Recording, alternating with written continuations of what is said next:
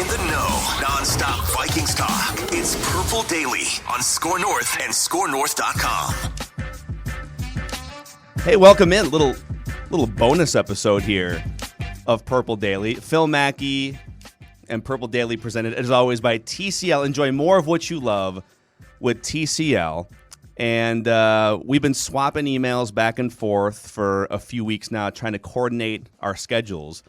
But I've got a special guest, one of the OG Vikings Vent Line callers back in the day when Judd and I and the superstar Mike Morris were, this is back like in the early days of Mike Zimmer, maybe even the last year of Leslie Frazier, when we were doing the 1500 ESPN radio version of Vikings Vent Line. And he was one of our favorite and best callers. He's built up an awesome Viking-centric YouTube channel. And so let's bring him in, my special guest on this episode of Purple Daily, Realistic Randy. What is going on, my long-lost friend? That takes me back, Phil. It was definitely during the last year of Leslie Frazier, because I remember, I think the first time I called into you guys was the Josh Freeman game against the Giants. And I finally had enough. And I've been in California for about 10 years. And so this was, I don't know, maybe my first or second year in California. And I said, all right, I've had enough. I've got to find a Viking station to listen to. And then I found you guys. You're like, call in. I was like, all right, I'm calling in. And I mean, I just went to town. That really takes me back. So yeah, definitely the last year of the Leslie Frazier year. But thanks for having me on, man. How's it going? It's going all right. I mean, the Vikings have been so interesting all off season. And now that we've got mandatory mini camps on the horizon, we've got some Danielle Hunter drama. The Vikings are very rarely a Super Bowl, like a true Super Bowl contender, but they're always a contender to just be like the most drama-laden and interesting team, I think, among most NFL teams. So, by the way, if you haven't already subscribed, just go to Realistic Randy's YouTube channel. He's pumping out multiple videos a week. And if you could just literally just search in the YouTube search bar Realistic Randy and click that subscribe button, he does an awesome job. So I just want to throw some Vikings topics out, get your thoughts and your takes, and have some fun here. You ready? Let's do it. Yeah. All right. Danielle Hunter. Let's start with him. Oh, boy. Are you in the camp that says just pay him literally whatever he wants, even though he hasn't played a football game since 2019? Or are you going to plant your feet in the sand if you're the Vikings front office and they do? We need you to at least show up for a practice before we go and start talking about a Joey Bosa level contract. Where are you at with Danielle Hunter? Danielle Hunter, when healthy, has been grossly underpaid based on his production. But right now, he has zero leverage. You haven't played football since, like you said, 2019. You missed all of last season recovering from neck surgery. You deserve to get paid only if you're healthy, but we need to see you. If I'm the coaching staff, if I'm Rick Spielman, bro, I need to physically see you here. I need to see what you're all about. Now, by the time that mini camp gets here and he's still not at the facilities, then it's time to raise all holy hell. But right now, I'm not panicking. I'm not sitting here saying, oh my goodness, we need to make a vast decision and just give him money. Even if he shows up, I'm not giving him whatever it is that he wants right now. Allegedly, I need to, for me, if I made the decisions for the Vikings, I would just say, listen, bro, I need to see you play in person this year. Then I'll give you whatever the hell you want. See, but I'm not. No, don't throw the bank at him just yet. So here's kind of where I'm at with this thing. And I know that the Vikings are in a really tough spot because who knows, like the dude hasn't played a football game since 2019. So you don't know for sure. Is he going to be 75% of the same guy? Is he going to re-aggravate his neck injury right after you give him ridiculous money? So in a perfect world, I'm with you. Like, I need to see him. But the other part of this is if you want all of the defensive additions that you brought in throughout free agency and you got Patrick Peterson, you got Dalvin Tomlinson, you got all these new pieces. None of them matter if Danielle Hunter isn't playing and happy for you in 2021. And if Danielle Hunter isn't playing and happy, everyone gets fired anyways. So I might just, like, if I'm Spielman and Zimmer in this situation, I might just bend over backwards and deal with any sort of financial ramifications after 2021. Because if I don't have Danielle Hunter ready to rock and roll and all in on this thing for 2021, then there's no way that the Vikings are going to be a Super Bowl contender anyway. So it's a really tough spot for the front office, and I think for Zimmer. Then yeah, sure. I can see it from that perspective. Because if Danielle Hunter is not here, you're right. Because I will say this. Danielle Hunter with Stephen Weatherly / DJ Wonnum is nice. It works out great. If Danielle Hunter is not there and you have Stephen Weatherly and DJ Wonnum opposite sides, yeah. That's bad. But then, okay, conversely, you give them the money, panic. Okay, we need him here or else we're going to get fired. What if he is only 70%? You gave him the money, then he shows up. I think they're stuck, Zimmer and Spielman, between a rock and a hard place. I don't know what you do. I know what I would do, but for them, I can see it from their perspective as well. This is fun. I've got like 3 or 4 other like big Vikings topics I want to throw at you, and I don't know exactly where you stand on some of these, so we might clash. We might fully agree. This is going to be good. So it's a lot easier to pay Danielle Hunter or overpay Danielle Hunter if you don't have a good, not great quarterback. And when I say good, I might even be overpraising Kirk Cousins based on where I stand with him. So if you're not paying him the 3rd most money to the cap this year and the 2nd most money to the cap next year, it's a lot easier to potentially overpay some of these key non-quarterback positions. But because he's making so much money, it puts you in a tough spot with Danielle Hunter, puts you in a tough spot with free agency money. Like we saw the Vikings had to, like Rob Brzezinski's the best cap guy in America, and he has to sit there and every single year like have awkward conversations with like 4 or 5 key Vikings just to find enough room to add one free agent. So Kirk Cousins, next topic. Do you think he has enough with the offensive line upgrades in the draft, with Justin Jefferson emerging? Does he have enough for us to just say, all right, dude, no more excuses. No more are we going to look at your numbers and say, wow, this guy puts up ridiculous numbers and he just has a 500 record because his teammates and coaches have sucked for 6 years. Are the excuses gone for Kirk Cousins? I mean, I don't know if the excuses are even still there.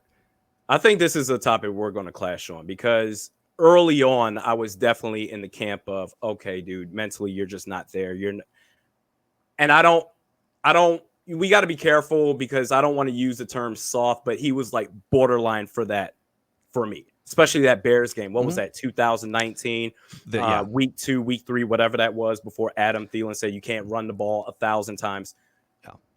But he has shown the Chiefs game, 2019, 3 touchdowns, all on 3rd down. The Saints game in the wild card game. He has shown last year, Phil. And I'm not even going to say the offense because that would imply that the offensive line was respectable. Kirk Cousins, Dalvin Cook, Justin Jefferson, Adam Thielen, those dudes with a terrible offensive line, with a crappy defense, they carried the Vikings last year. But to your point, as far as, okay, for those that may say, okay, no more excuses, I think this is his best chance to be as successful as possible with this team because this is his what? This is 18, 19, 20, 21. He's going into his 4th season with the Vikings. Up to this point, Phil, the Minnesota Vikings, we know exactly who Kirk Cousins is and was at the time that we signed him coming from the Washington football team. We know exactly who he was as a quarterback. He needs an offensive line. And his first 3 years with the Vikings, Phil, the Vikings provided Kirk Cousins with an offensive line, the equivalent of butt cheeks. It was terrible. So we can't then go out and say, all right, well, you need to get more mobile, even though I think he did kind of add that, just a little bit of that element to his game towards the end of last season. This is the first time where, okay, you have Brian O'Neill where he's a stud. You added Christian Darrisaw. Wyatt Davis, how he ended up in the 3rd round is beyond me. This offensive line should be somewhat legit. The defense is absolutely loaded. Danielle Hunter, that's the one element here that, okay, if he's not on this team, we're in serious trouble. We are. But I think this is his best chance at success. The best opportunity of success for Kirk Cousins is this year. It is kind of funny though when the first OTA session, the voluntary OTA from a couple weeks ago, whenever, and media gets their first. Well, actually, I think media was there on day 3 and got to take a bunch of notes. But day 1, Vikings.com put out like a video of the first team offense, and they're not going to put like Darisaw is going to have to earn his way from second team to first team. So I get why Darisaw is not starting at left tackle on the first practice, and I get why the rookies are like meant to earn it. But it was pretty hilarious and also somewhat jarring that Dakota Dozier was with the first team offense on the first day of OTAs. It's like, you guys, come on now. Don't even tempt yourselves. Like, just don't even re-sign him and give yourselves the temptation with a couple injuries to put him as a starter again in front of Kirk Cousins. So that was a little bit jarring. Here's the thing. I agree with you on the offensive line the first 3 years. I mean, actually, if you go back and look like the last 15 years of Vikings offensive lines, according to Pro Football Focus, they've only had top 15 pass blocking units twice in 15 years. And so unless you have a mobile quarterback, and Case Keenum actually was able to flush out and escape pressure up the middle. It's kind of a magic carpet ride, flash in the pan, but so he was able to rise above it a little bit in 2017. Brett Favre actually had the best graded pass blocking unit in 2009 with the Vikings. Steve Hutchinson, Hall of Fame left guard. I believe Bryant McKinney was still playing left tackle there too, or John Sullivan playing center. I think Burke had gone to the Ravens by then. So, like, in fairness to Kirk, like, why would you sign an immobile pocket passer, give him all that money, and then not fortify the offensive line? But when you like, this is my biggest question mark about Kirk. When you look, and I get that traditional passer rating isn't like the best way to measure quarterback performance, but just like in terms of one all-encompassing number, when you look at the NFL career leaders in passer rating, Pat Mahomes is number 1. Deshaun Watson's actually number 2. Aaron Rodgers, number 3. Russell Wilson, number 4. Drew Brees, number 5. Brady is 7. So it's Hall of Famers. It's like the Mount Rushmore of greatest quarterbacks of all time. Kirk is 6th. Kirk has the 6th best passer rating in the history of the NFL. And yet his teams, I'm not going to put this record on him. I'm going to say his teams are 500 in those starts, over 100 starts. So you've got the guy with the 6th best passer rating of all time, and his teams are 500. So either he's the unluckiest dude ever, and he's just had garbage lines and no weapons and bad coaching, and that's why his teams are 500. Or there's something about those numbers that he puts up that tend to be a little hollow, that the best of them aren't coming against the best teams in the biggest situations, right? I think it's hard for them to win a Super Bowl with a good, not great quarterback making the 3rd most money. But I will grant the people who disagree with me, and you might, they did a damn good job patching the roster despite his contract this offseason. They did. So I will give them that credit. And if there's anyone to bitch and moan and look for something to complain about with this team, it's me. They did an outstanding job. My question to you, Phil, is, okay, Kirk Cousins, maybe to you, he's not the answer. What was the alternative? 2017, Case Keenum. We knew you can't re-sign this guy. Who's to say that he's going to continue where he left off? Teddy Bridgewater, you sign him? What?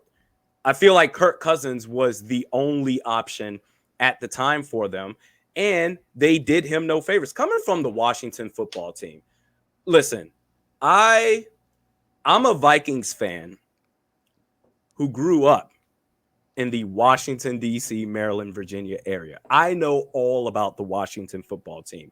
They have been god-awful forever. And there's a reason why I never identified with them. So I said, I got to find another team.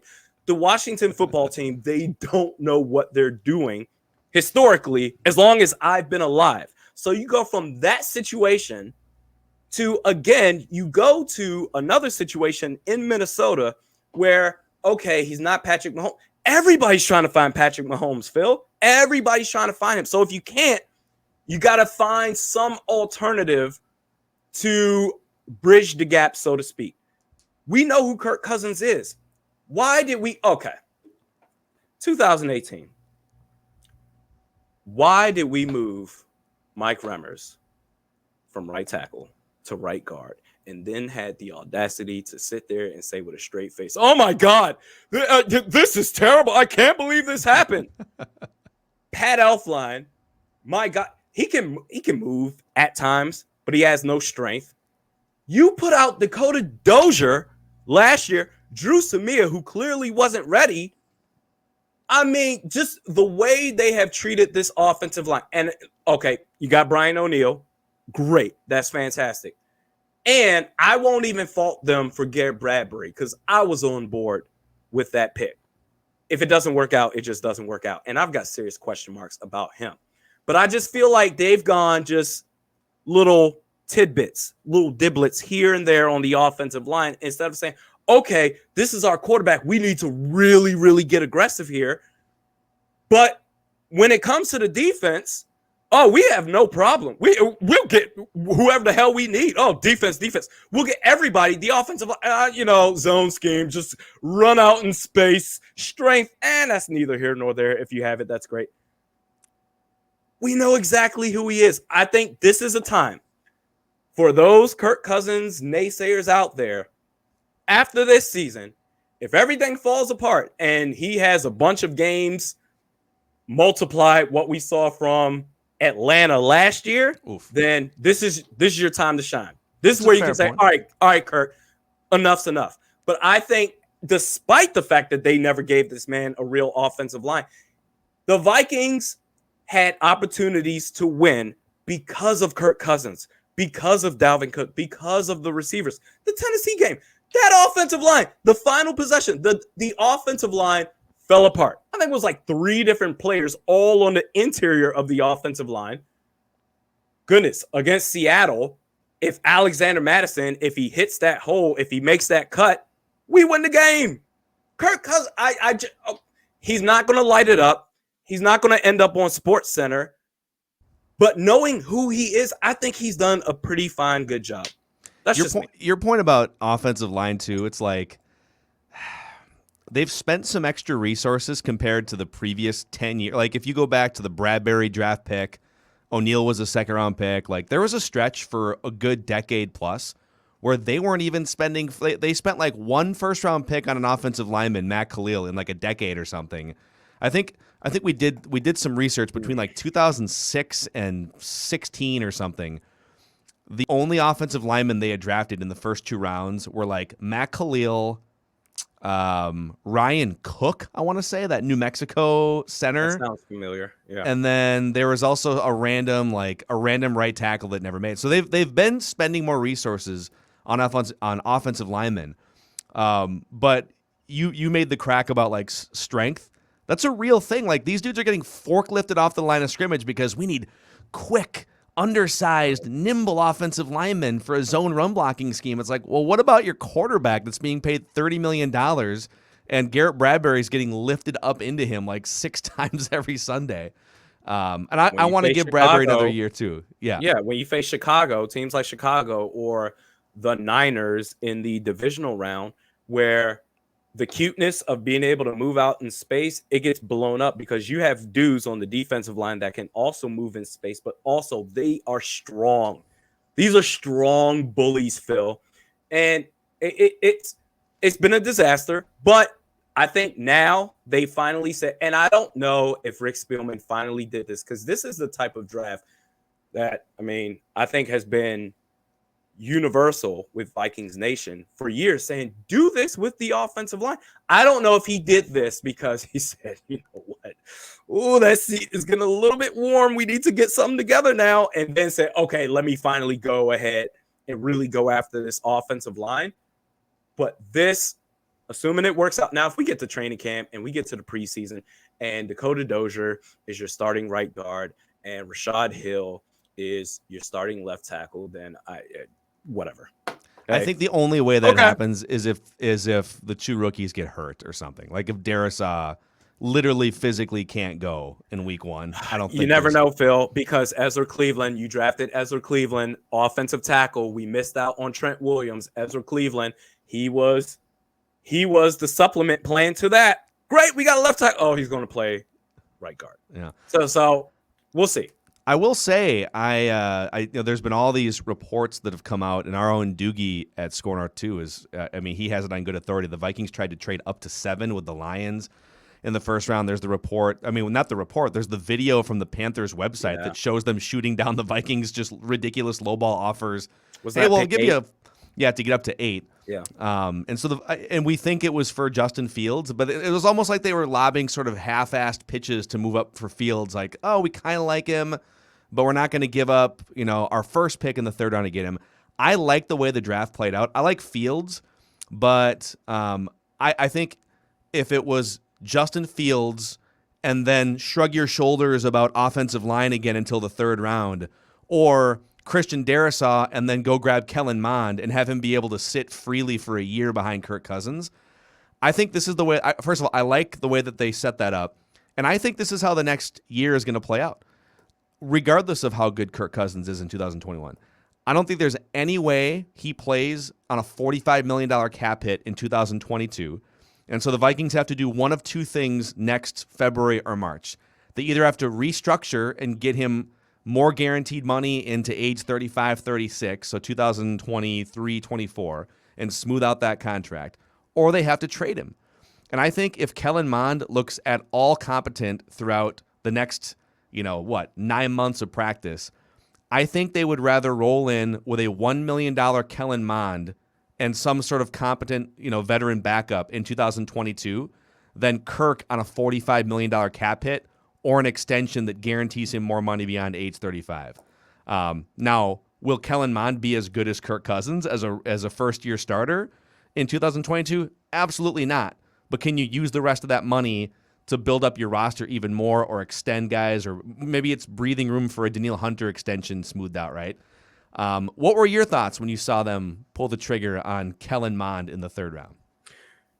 Clearly, they're ready to move on from Kirk Cousins immediately. They are ready to move on from that massive cap hit. And I think, fingers crossed, I hope the Green Bay Packers, I really hope they have Jordan Love just start the season. I hope Aaron Rodgers. Apparently, he looked like return. garbage in the first couple practices. I'm rooting for more of that. I'm rooting for more. I hope Aaron Rodgers does not return. I actually hope he retires. And the reason why I hope he retires is because I think the perfect team that could end up trading for a guy like Kirk Cousins is the Denver Broncos. I think that's them. I think the Denver Broncos, if Aaron Rodgers ends up getting traded, I think it's to the Broncos, but hopefully he retires. That means, okay, in 22, what's the one team that's most likely to take on a one-year deal of Kirk Cousins? It's the Denver Broncos. Clearly, they're ready to move on. Fiscally, it would be great if you take Kellen Mond on a rookie deal. I don't know, man. I just feel like we get into this thing where the draft happens. It's sexy. This is the new player that we took in, and oh my God, this is going to be great. Just wait, give them 2 or 3 years. But then it kind of fizzles out. I'm not saying that Kellen Mond is not the guy. I certainly hope he is. If you want a mobile quarterback, Kellen Mond, that's exactly what he brings to the table. He's raw. I think he needs development.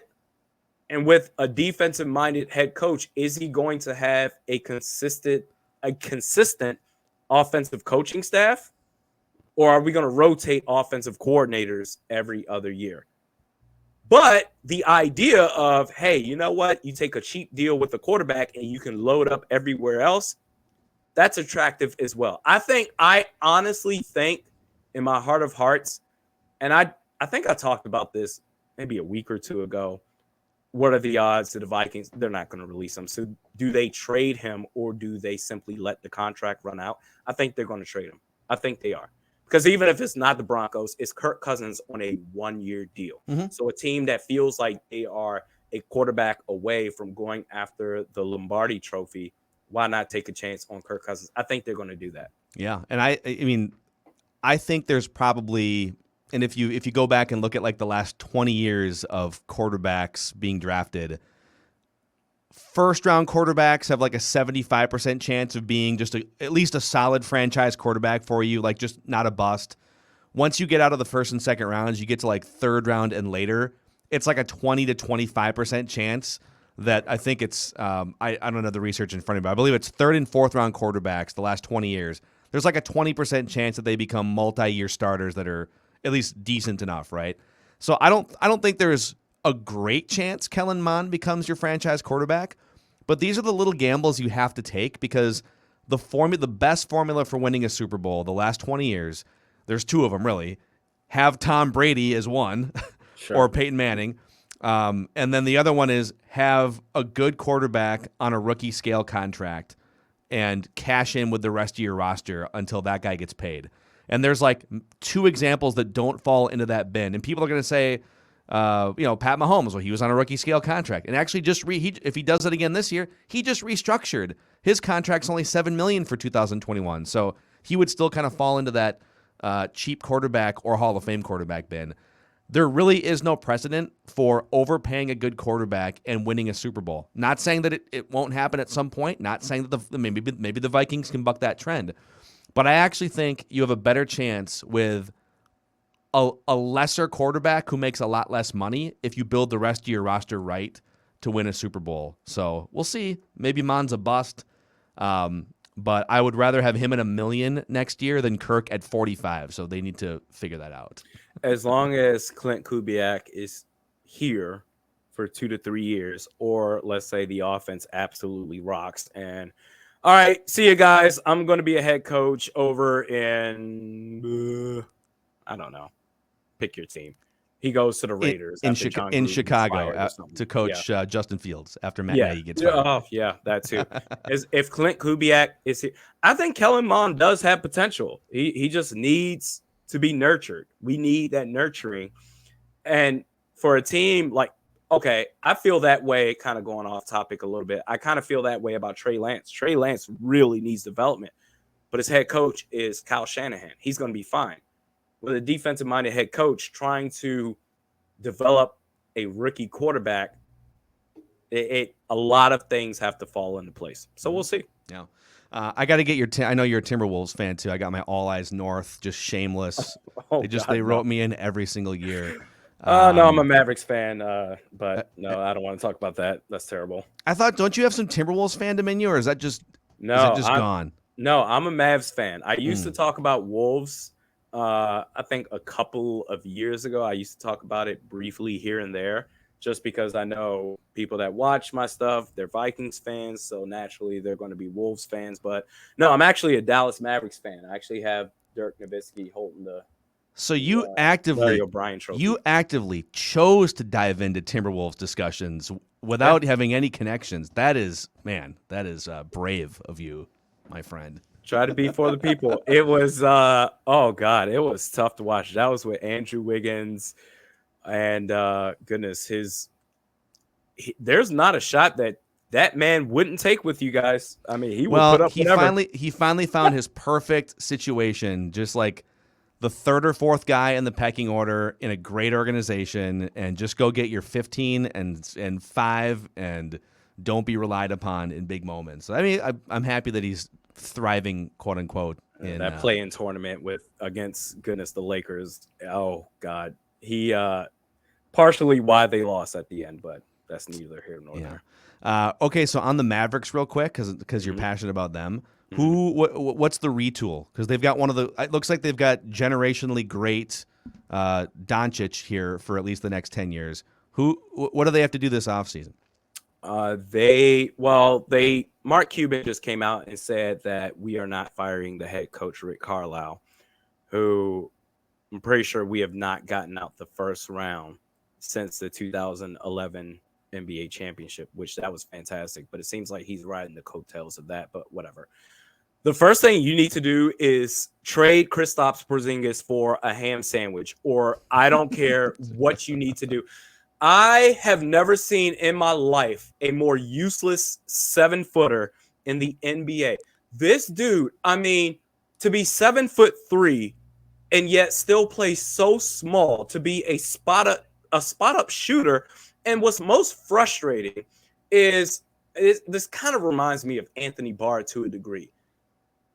So much talent. Yes. Oh my God, he has so much potential.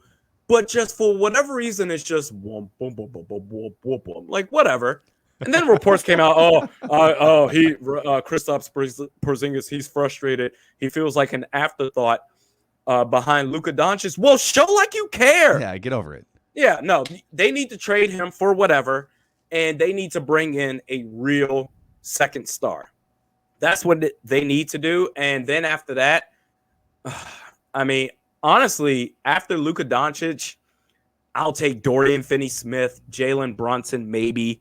Tim Hardaway Jr. is way too streaky, way too inconsistent. But Kristaps Porzingis, it's one thing if you're making like $5 million a year, but this dude is the highest paid player on the team. And literally all he does, he has two moves, Phil.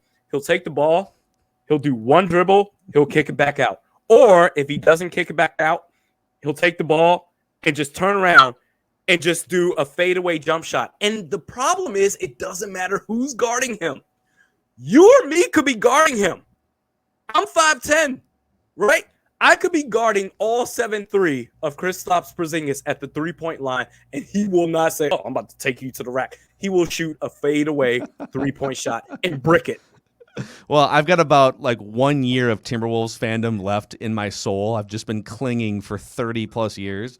And if they can't at least get to the play-in, I'm probably going to jump ship and I'm going to be a free agent fan. So maybe I'll jump on board with you and just be a Mavericks fan, or maybe just have them be my B team. He does. Potential. Yeah, he does. He needs to be the A. Cat needs to be the B, and then D'Lo did a good job sort of understanding. Yeah, Cat's a B personality, okay, and an A talent, and I think he feels more comfortable even like in press conferences and stuff. They love doing joint Zoom sessions with the media and stuff, and sure. Ant's just like the joyous personality, and he's mature beyond his young 19. So I think if the pecking order plays out that way, and Ant can turn into the Dwayne Wade, and then Cat can be sort of the amazingly talented second player on that team, then they've got something. But I mean, they're not going to sign a free agent who's going to move the needle, so they need Anthony Edwards to pan out. We'll see. So, dude, thanks for joining. Some good stuff here. Yeah, thanks for having me. This was fun, man. And just for people who are listening or watching, Realistic Randy on YouTube, subscribe. Click that sub button, and you'll get some more entertaining Vikings content delivered to you 3 days a week or so. You're pumping out videos even in the offseason? 3 times a week. Yeah. Cool. Yeah. Right, one of the OG Vikings Vent Line presences, and it was fun having him on here on Purple Daily, this bonus episode. So for Realistic Randy, I'm Phil Mackey. Thanks for hanging out with us.